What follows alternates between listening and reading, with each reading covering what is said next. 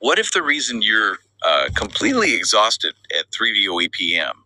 isn't actually because of what you ate for lunch, but because of what you did during the first 3 minutes after you woke up today? Oh, that is a question that hits a little too close to home for a lot of people, I think. Right. I mean, think about it. For most of us, the morning starts in just a total panic. An alarm blares in the dark, you smack the snooze button, and your brain is just flooded with this jarring spike of cortisol. Yeah, the daily rat race begins before your feet even hit the floor. Exactly. And we just accept this as normal, like that's just how mornings are. But what if we've been looking at the first hour of the day completely wrong?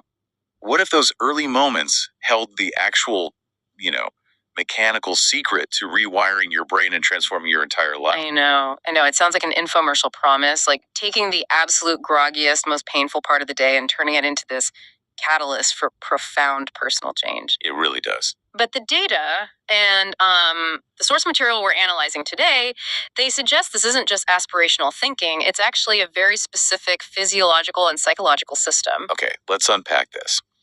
Because today's mission for our deep dive is to get to the absolute core philosophy of the miracle morning by Hal Elrod. We've got a stack of sources detailing this method, and we really want to figure out how a structured morning routine claims to be the fastest way to wake up every day and, well, actually create the life you want. Yeah, and I think we should establish the scale of what we are dealing with here right up front, because this isn't some niche self-help pamphlet circulating on an obscure blog somewhere. Right, not at all. We are looking at a bona fide global phenomenon. I mean, since 2012, this book has sold over 3 million copies. Wow. Yeah, translated into 37 languages, and it's actively practiced daily by people in over 100 countries. It has fundamentally evolved from a book into a worldwide movement. Look, 3 million people doing this is a fantastic metric, but I have to push back right out of the gate here on behalf of the listener. Oh, I know where this is going. Because there are a lot of people thinking, I am inherently, on a genetic level, not a morning person. Yeah, the classic defense. I mean, if my current deeply ingrained routine is hitting snooze 3 times, stumbling into the kitchen with one eye open, and just desperately waiting for the caffeine to kick in, doing jumping jacks at 5:30 a.m. sounds objectively ridiculous. And that skepticism is entirely fair. But, and this is crucial, it's actually the exact demographic this system was built for. Wait, really? Built for the snooze button champions. Exactly. The explicit promise of the text, it's right there in the core messaging, is that this method is designed specifically to work even if you are vehemently not a morning person. Okay, color me intrigued. Yeah, because this isn't about naturally waking up with a smile as birds chirp at your window like a Disney princess. It's about utilizing a structured sequence of actions that biologically and psychologically manufactures energy and clarity, regardless of your baseline disposition. All right, well, before we get into the actual mechanics of dragging ourselves out of bed, we need to talk about the underlying motivation. Like, why overhaul these deeply wired habits in the first place? The why is always the most important part. Right. And Hal Elrod introduces his overarching mission statement in the text, and it is bold. He says his goal is to elevate the consciousness of humanity one person and one morning at a time. What's fascinating here is the sheer mechanics of that mission. Notice the vast contrast between the ultimate goal and the method itself. Yeah, elevating the consciousness of humanity is a massive, abstract, global macro shift. Exactly. But the application, it is hyperlocal. It's micro. It suggests that global transformation doesn't happen from, top-down policy changes. It is fundamentally rooted in individual daily micro habits. That actually brings up a quote we found in the sources from Robert Kiyosaki, the author of Rich Dad, Poor Dad. Oh, I love this quote. Yeah, he describes going through this routine every morning as pumping rocket fuel into my body, mind, and spirit. Now, while I love the enthusiasm there, I want to ground this in an analogy that actually explains what is happening to our brains. Okay, let's hear it. Think about your morning routine, like preheating an oven. You can't just throw the ingredients of your day in cold and expect a masterpiece, right? You have to prime the system first. That makes total sense.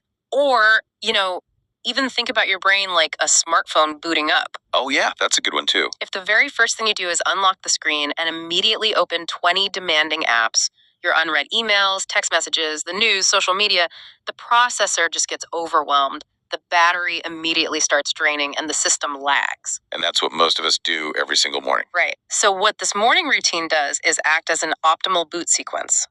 It loads the operating system cleanly and charges the battery before you allow any third-party apps, meaning the demands of the outside world, to run. You are priming the system for performance rather than just reacting to demands. And if you want to look at peak performance, the sources bring up Layla Ali, the undefeated world champion boxer. Such a great example. Yeah, she's also a mom, a TV host, and an entrepreneur. And she explicitly credits this specific routine as the determining factor that allows her to sustain that level of success without burning out. She says it enables her to show up at her best every day, regardless of which hat she has to wear. The routine is the constant foundation that supports the unpredictable variables of her daily life. Okay, so the optimal boot sequence sounds great. Rocket fuel sounds amazing. But how do we actually manufacture it? Because standing in my kitchen at 6:00 a.m., my operating system is barely functioning. Fair point. This brings us to the core framework of the book, an acronym called the SAVERS. These are 6 distinct personal development practices. But rather than just spelling out the word, let's group these by what they actually do to the body and mind. I think that's the best approach. Let's start with mental priming, which covers the first S, silence. Okay, silence. The text states that practicing silence decreases stress and anxiety while increasing happiness and focus. But mechanically, what's happening? When your alarm goes off, your body often experiences sleep inertia and a spike in cortisol, the stress hormone. Ah, right, that morning panic we talked about. Exactly.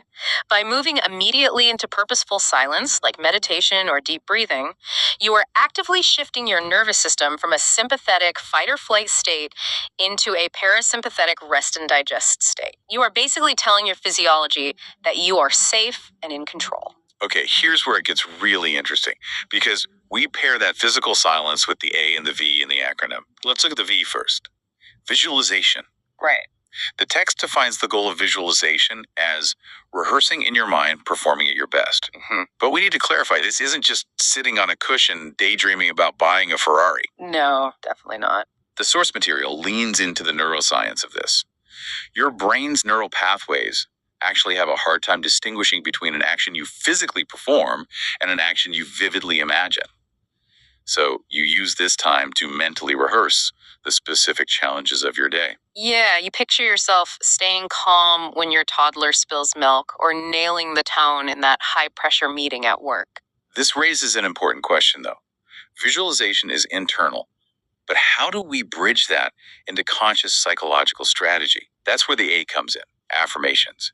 And I know for a lot of people, this is the cringe point. Oh, for sure. You feel ridiculous looking in the mirror and telling yourself, I am a tiger, I am going to win the day. Yes, the whole Stuart Smalley, I'm good enough, I'm smart enough, and doggone it, people like me effect, it just feels hollow. Exactly. And the source material actually addresses that skepticism directly.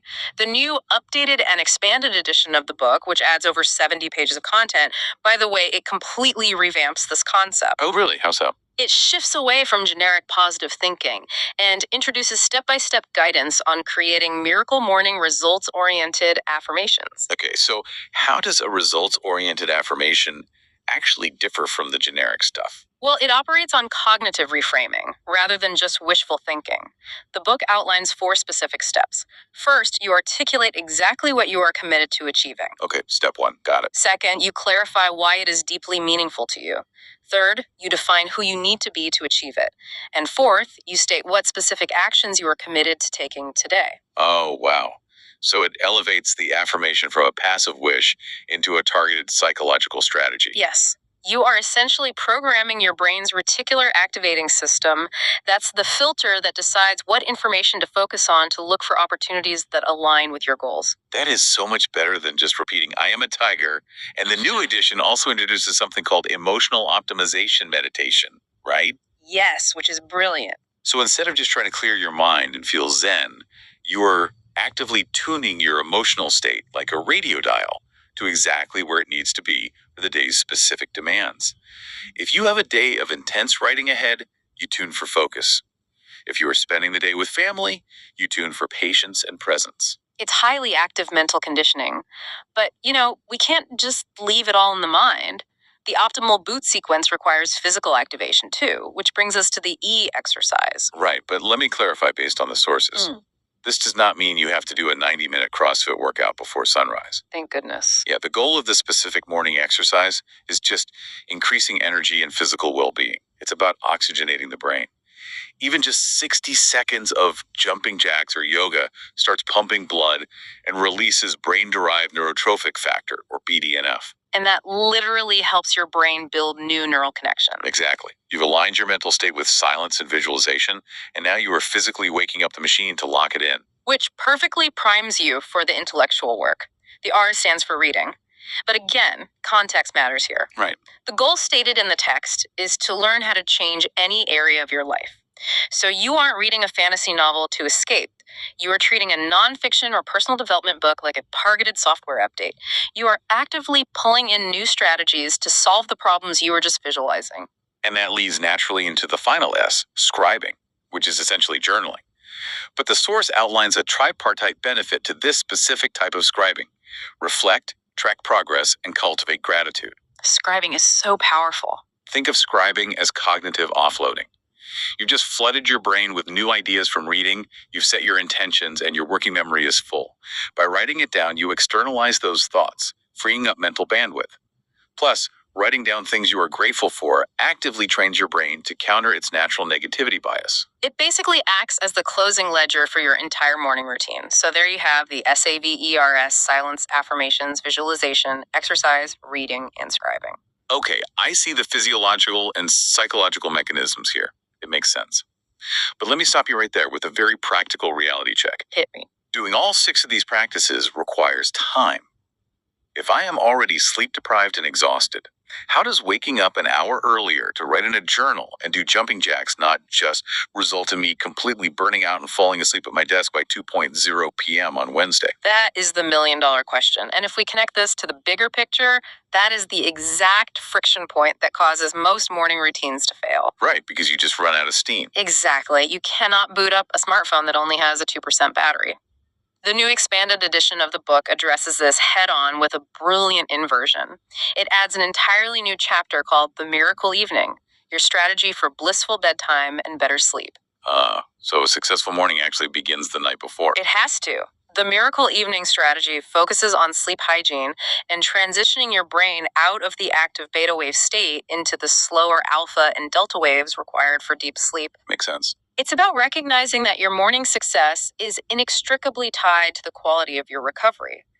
If you nail the evening routine, waking up an hour earlier doesn't feel like a punishment. It feels like a natural transition.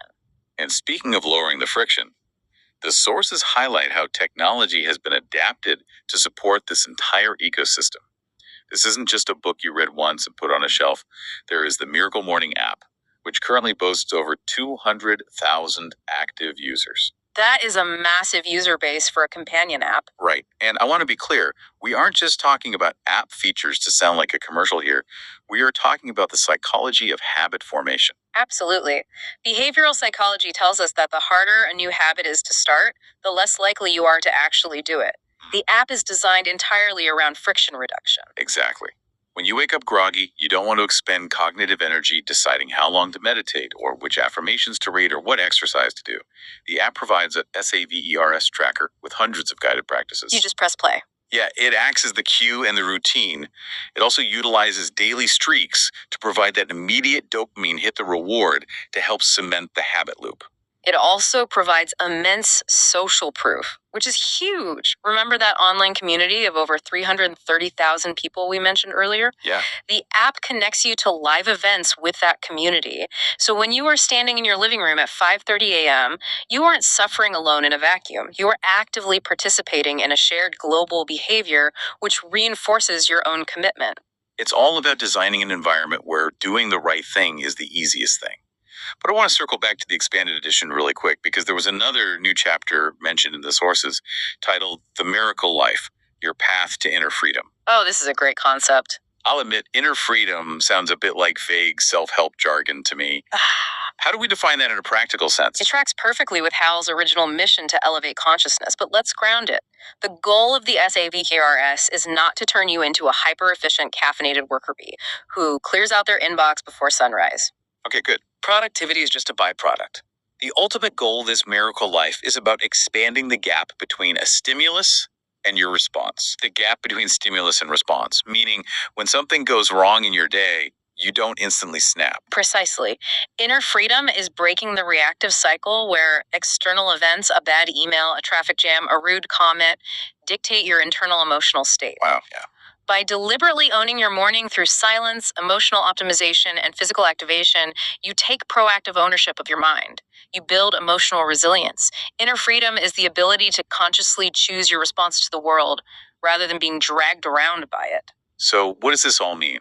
We've looked at the massive scale of the movement, the grand mission to elevate human consciousness, the specific science-backed mechanics of the SAVRS, and the vital ecosystem of the evening routine and habit tracking technology. It's a lot to take in.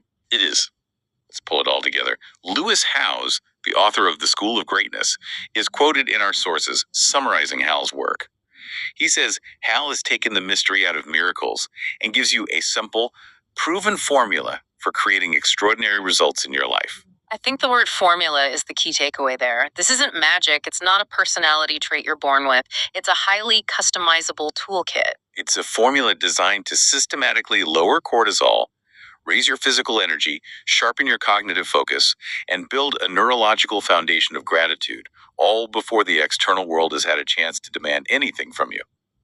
It's about winning the first hour so you have the capacity to win the rest of the day. Which brings us to a final, slightly heavier thought I want to leave you with today. I want to draw once more on that Robert Kiyosaki quote we discussed earlier. The rocket fuel one. Yeah. After he talked about pumping rocket fuel into his system, he mentioned a piece of wisdom from his rich dad who told him, I can always make another dollar, but I cannot make another day. I cannot make another day.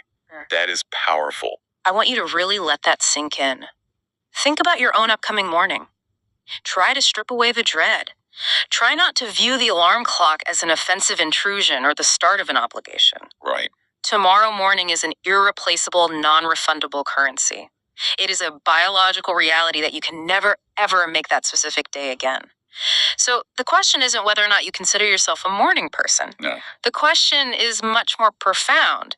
If tomorrow is a day you can never get back, how exactly are you going to spend your first moments awake? Are you going to let the outside world dictate your terms? Or are you going to run the optimal boot sequence and take control?